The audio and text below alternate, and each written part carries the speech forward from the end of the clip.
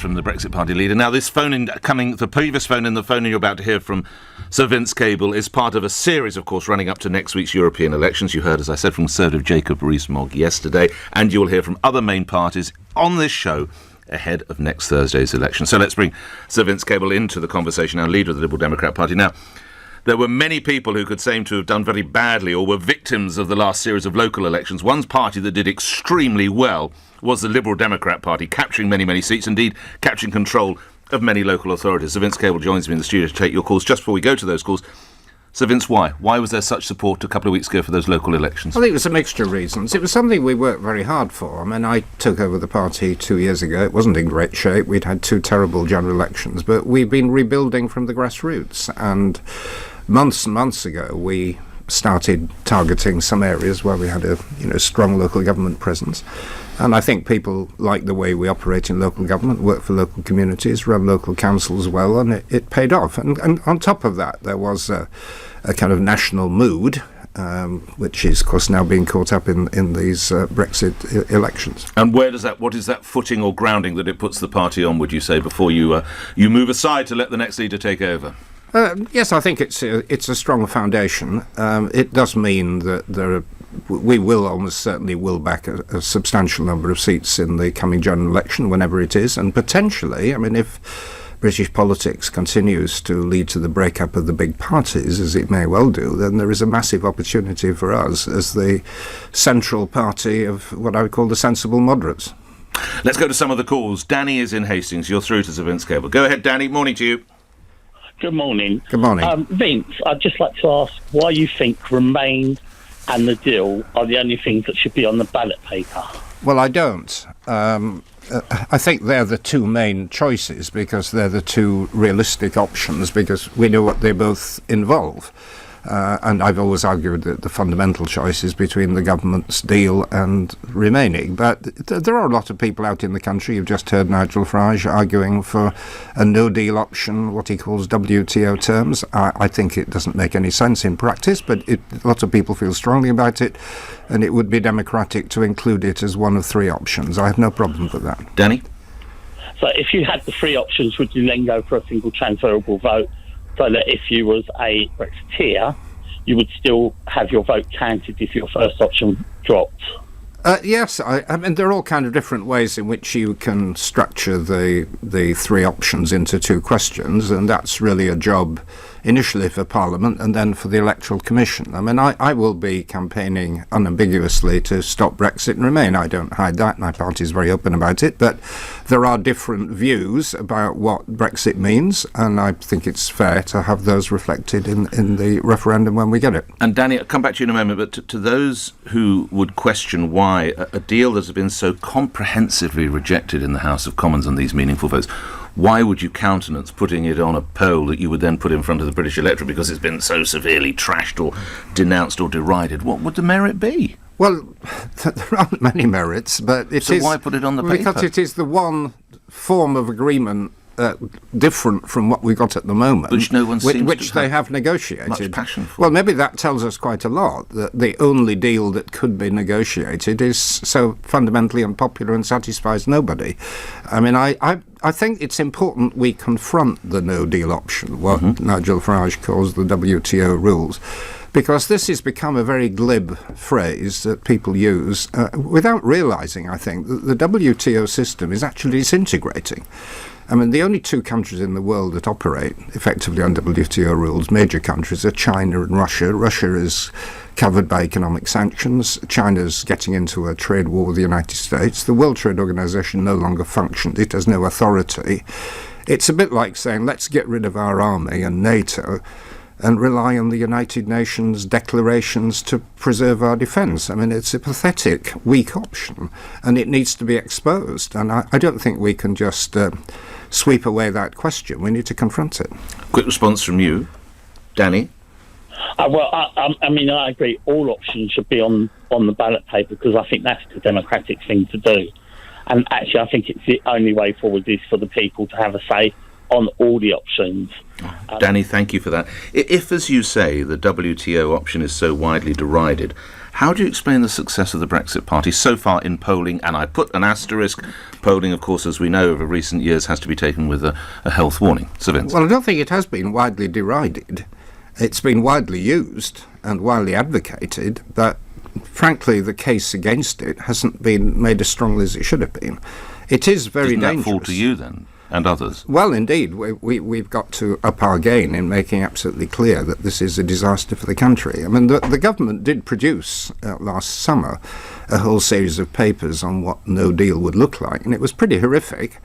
But they banked it, and it hasn't been used subsequently. But I don't think too many people have really realised what WTO actually involves. I mean, I used to work for work for this organisation about 20 years ago, and it was then in its optimistic phase. You know, we were thinking about having a world order built around the World Trade Organization and the trade liberalization all over the place. I mean, that world is collapsing, and the authority of the World Trade Organization is now very, very weak indeed, and Trump is blowing it up. And why does Britain want to venture into such a world of anarchy? I mean, it is a very dangerous way of looking at this. Would you allow not everything as a bed of roses in the European Union? I agree with that. Yeah, we've got economic problems. Far from perfect, and there are many, many things that need changing, but it does provide security in a very dangerous world, and it provides us with some Do you mean financial security or personal security, or both? Economic security. Right. And you know, one could add in, you know, to some extent, security around, you know, law and order matters, but predominantly economic.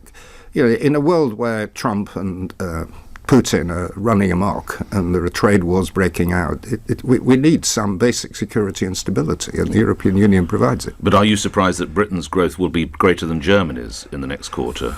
Not totally. Economists didn't say that would happen if Britain voted Brexit. Well, we haven't left the European Union. No, I said if Britain voted Brexit. Yes, well, there were people who made sort of Armageddon forecasts that turned out to have been very silly. That's George Osborne. Well, you've named the man, yes. But no, there are things that have happened in the UK. I mean, we have had a collapse of business investment, but yeah, the UK economy, the underlying strength of the British economy is there. But how would that be if Britain has voted Brexit, so in all intents and purposes might well Brexit, and yet the country continues to do well? Well, because, you know, we haven't actually left. Right. And I've always likened leaving the European Union a bit like, it's a slow puncture rather than a blowout. I've heard it called so many things, Vince. It's been a divorce, it's leaving the golf club, but now it's a slow puncture. Explain. 10 years' time, we would really feel the economic cost. I see, when the metal hits the road. Indeed. But unfortunately, some of the Remainers, and you've mentioned Mr. Osborne, but, you know, produced a cataclysmic view of the world that clearly wasn't right, and, you know, Project Fear didn't work. It was counterproductive, and I accept that. That was an element of the argument that's gone awry. John in Folkestone, you're through to Sir Vince Cable. Go ahead, John. Hello, Nick. Hello, sir. Vince. Yeah. Yes, I'd like to ask you, are you open to a coalition with Change UK? Because I think it is very important to group the options for voters to counteract Mr. Farage's party for the upcoming elections. Well, I'm certainly in favour of working with other Remain parties, and in descending order of strength at the moment, they're the Greens and Change UK. And indeed, I made approaches to them when the European elections were mooted and suggested we had a joint candidates, but that didn't work out. It was all in a hurry. There are technical reasons for why it's difficult, and frankly, we didn't get a very warm reception. From both of them? Yes, but I'm not blaming, I'm not pointing fingers. I mean, the real opposition is Mr. Farage's party and the Labour Party in all its ambiguities, and we're wanting to concentrate our fire on them. And I think when this election is over, we are going to have to get together with the Change Party and the Greens, I would hope. You know, we share a lot of common views with them and work constructively together. I think that's what the electorate want. Back to you in a moment, John. There was a line that the Liberal Democrats will seek to neutralise the threat by killing them with kindness, said a party insider. Said a senior party insider, even, I read. Was that you? It doesn't sound like me. No, I'm not in favour of killing anybody. I mean, they did represent quite an important movement, which is that there were people in the Labour Party. But they'll take your votes. They'll take some of your party's Well, they did vote. Initially. I think what has happened now, people, particularly following the local government election, people recognise that we are a strong party. We have a very strong infrastructure. We survived the difficult years, and we're rather stronger than they are, as it happens. But nonetheless, we shouldn't be squabbling. We shouldn't be behaving like kids in a playground. We should be getting together in a grown-up way and presenting a common front. John, quick response from what you've heard from Vince Cable. Well, a quick response is actually how can he expose the WTO fallacy that a lot of people believe in, and also expose hypocrisy and dictatorial extremism, which we're seeing from Mr. Farage. Well, I'm not name-calling Nigel Farage. I don't know whether he's a dictator or not. I don't think that's the issue at the moment. But what you are right about is exposing the so-called WTO terms issue. I was actually on LBC a few weeks ago with Nigel, and he said, well, I asked him to produce a good example of a country that was successfully trading on WTO terms, and he said China. Well, okay, China's a semi-communist country, and it's now got itself into a trade war. There's no protection from the international rule of laws. It doesn't exist. John, thank you. Let's move to other matters. Luke in Bromley. Luke, you're through to Vince Cable. Go ahead, Luke. Good morning, Vince Cable. Good morning. Hi. Hello, sir. My question to you is, your name of the party is Liberal Democrats. When I look up the definition of Democrat, it says an advocate or supporter of democracy. It gives an example. As a Democrat, I accept the outcome of the referendum. Is it about time that perhaps you change the name of your party, and also perhaps should you put that bird in a cage? Well, we're perfectly happy with our name. Various people suggest we've changed it, but no, I'm quite happy with the name. I think it sums up our values. When people talk about the future of democracy, I think we need to be very clear. Britain is a parliamentary democracy. There was an attempt to go sideways on that with the referendum on Europe. It wasn't a national movement that demanded it. It was primarily to sort out an internal problem in the Conservative Party. But it has happened. You haven't accepted the democracy, though, have you? It has happened, and I think the only way to resolve this impasse that we've got into, which the Liberal Democrats didn't create, is to go back to the people, which is a democratic solution. I'm always surprised that people object so strongly to being given the vote. But that's why the Brexit Party is going to be successful, because they're listening to the people, they're listening to the vote, and people who didn't even vote for Leave, they're still wanting democracy, because ultimately it's a democratic country. And I believe that if you're not going to stand up for democracy, you should actually change your name. Well, we do stand up for democracy, and we do want this issue resolved democratically. That's why we do believe that the best way to stop Brexit, in our view, is to go back to the people and argue the case, and that's what we'll do. Luke, thank you. To underscore Luke's central point, though, again with polls, why do you suppose the Brexit Party, if it's not tapping into a sense that people have been denied the vote, or if we can use the word democracy, they've not had democracy seen it exercised, why is it gaining such support in these early skirmishes? Well, there is undoubtedly a substantial block of opinion, and it may be as much as a third, who feel very passionately about Brexit, who support it. Then this is not going to resolve anything, is it, this European election? Vince, it could make it worse. This particular election, yes, it Thursday. could indeed. Considerably I'm worse. hoping, of course, that if we stay in the European Union, the people we elect will be able to represent us in Europe in the next 5 years, and that will be quite a useful But if thing. we send a chunk of Brexit MEPs, what does that say about Britain's Well, stance? that is a substantial chunk of British opinion. I mean, that goes back to the question you asked me. There are probably about a third of people in Britain who feel strongly about Brexit, and who feel strongly that the last referendum was the final word. There is at least another group, at least as big on the other side, who feel passionately about Remain. Who are fractured, unfortunately for and you. they are fractured in these elections, you're quite right. And there is a shrinking group in the middle, and particularly in the Labour Party, who can't make up their mind. And I think one of the things which will come out of this election is that the public do respect clarity and honesty. And we're certainly giving that from one side. We make no bones about the fact we're about stopping Brexit. Paul, coming to you in just a second, I think you would allow this, as Mr Farage does, then, the days of the old two-party system would seem to be well and truly over. I would hope so, because I think it's outlived its sell-by date. Who's hurting more at the moment, the Conservatives or Labour? Well, at the moment the Conservatives are, but in many ways the civil war in the Labour Party is equally profound, probably more so. I mean, Really? the gulf between the kind of Social Democrats in the kind of Blair Brown tradition and the Corbynites is massive, and it's been covered up in the short run, but it will re-emerge. Let's go to calls. Paul in Twickenham. Go ahead, Paul. You're through possibly to your local MP. Go ahead. Good morning. Vince, it is my local MP. Good morning to you, Vince. Good morning. Vince, my question is, what evidence do you have that people who voted Leave weren't prepared to go without a deal if that was the inevitable result of failed negotiations? Where's your evidence that large swathes of people who voted Leave weren't prepared to leave without a deal? Well, we don't know what the motives of people were 3 years ago in very different circumstances from today. I mean, some people just wanted a shot of the whole thing. Some people didn't like particular aspects of the European Union, the migration policy or the British contribution.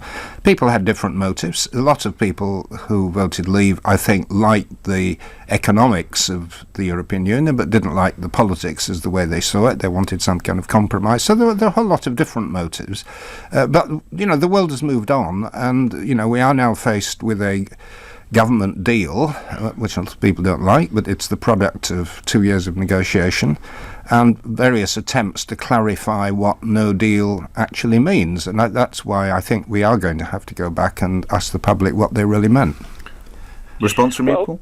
The problem, I think, with that, Vince, is that people like me who didn't vote for rainbows or unicorns or promises necessarily on the side of a bus. I voted personally for independence. That is a concept which I don't think has changed in the last 3 years since the referendum.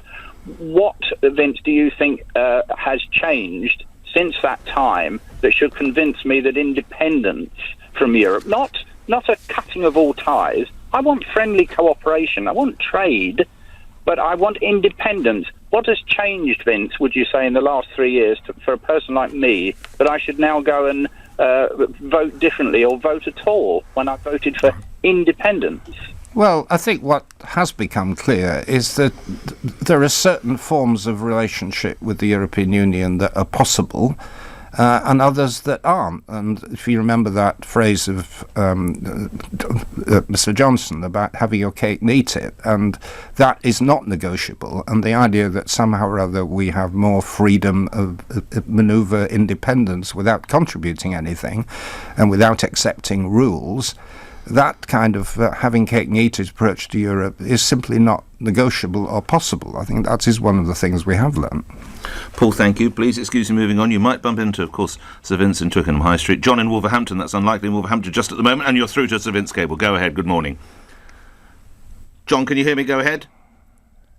Let me relay, we might have a problem. John was going to ask you something that actually I asked you on the launch of your manifesto, which was perhaps the title on there, where you use the B word as regards a word that rhymes with Rollocks as regards to Brexit. John was going to ask how appropriate was that. Do you have any regret about that rather colourful language you and your colleagues have deployed? No, I suppose I had slight reservation at the time, not knowing how it would be received, but I think it has had the effect we intended of making absolutely clear where we stand. And it's what I would call acceptable vulgarity. Right, OK. Even for grandmas and things like that, it might be a bit touchy about it. Well, a few people have reacted that way, and there are a few people, of course, who don't have humour. But, yes. But I think it was the right thing to do, and it's had the consequences that we hoped for. Tim's in Kingston. Tim, you're on the radio. What are you going to say? Good morning. Hello there. I just wanted to ask, what are the Liberal Democrats doing to gain a wider appeal at future elections? It's my opinion that the Liberal Democrats got trounced in 2015, and I'm a Liberal Democrat supporter, because Nigel Farage is like an attention-seeking child at an adult's party. He'll bounce up and down and get all the attention, and the Liberal Democrats, with their quiet, softly, sensible approach to everything, middle-of-the-road approach, don't get noticed. And that's been the problem since 2015. Well, do you recognise that, Vince, the way that... Yeah, it's a fundamental dilemma. I mean, you either engage in quiet, sensible, grown-up politics and compromise, and you don't get much credit for it, but you as you just pointed out, Nick, we had a slightly crude message, and people have heard it, and that's the dilemma. You seek attention and get it, or you settle for sensible, practical government, which we did when we were in the coalition. My temperament is for the latter.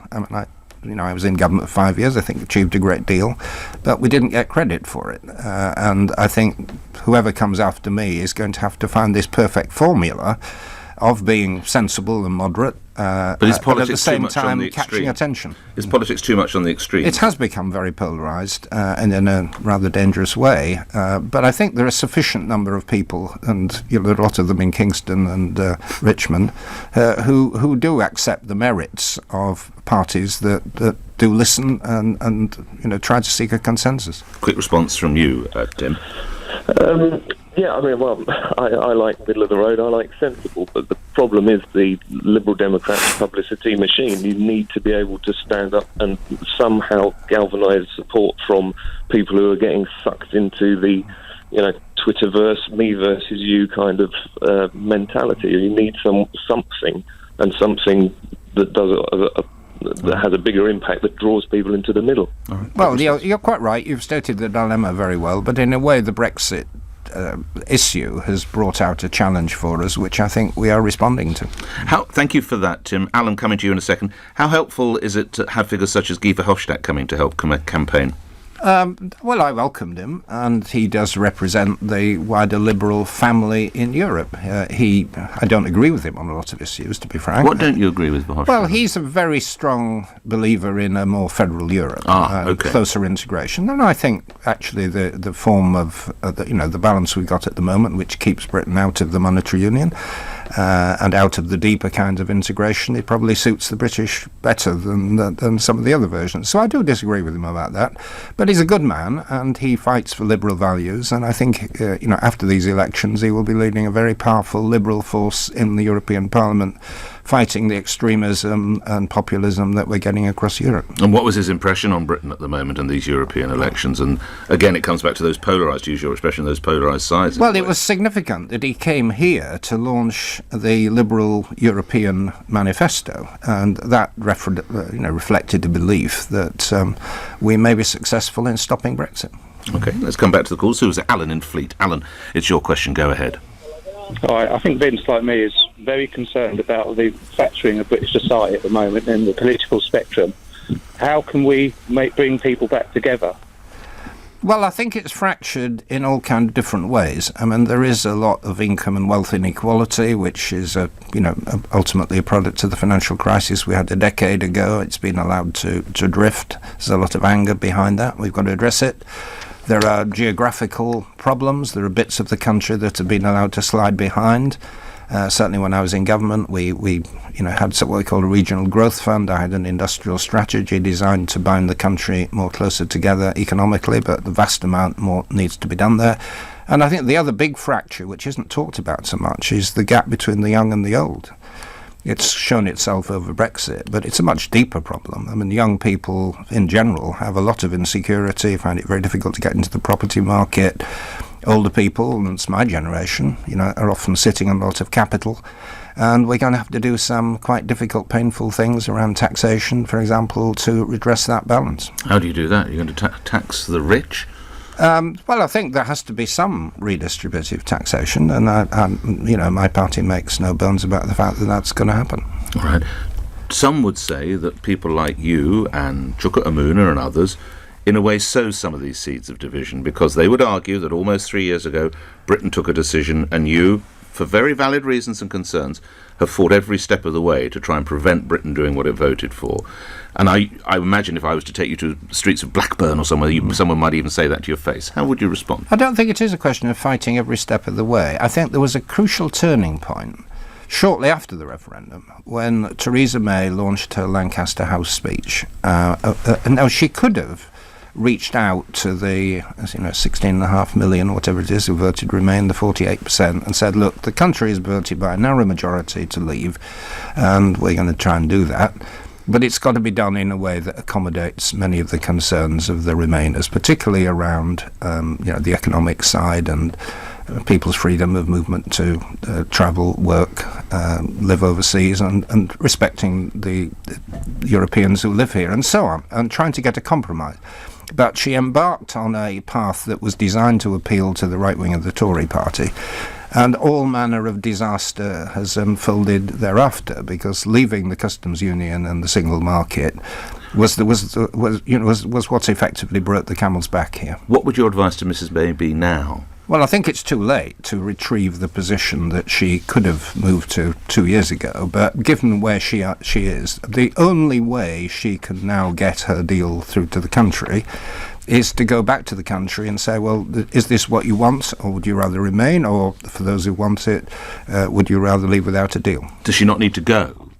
I mean, many Conservatives say she's the problem now. Well, I think she is More the than problem the deal. anyways, but it's not obvious in the Tory front bench or in backbenches who could do a better job, actually. I mean, she is in a dreadful position and very weak and discredited. But And who's weaker, Jeremy Corbyn or Theresa May? Well, I don't think Mr. Corbyn's in a great position either. But no, she is. I'm not. It's not my job to choose the Tory party. And Theresa May is who they chose. She's made a bit of a bad fist of it.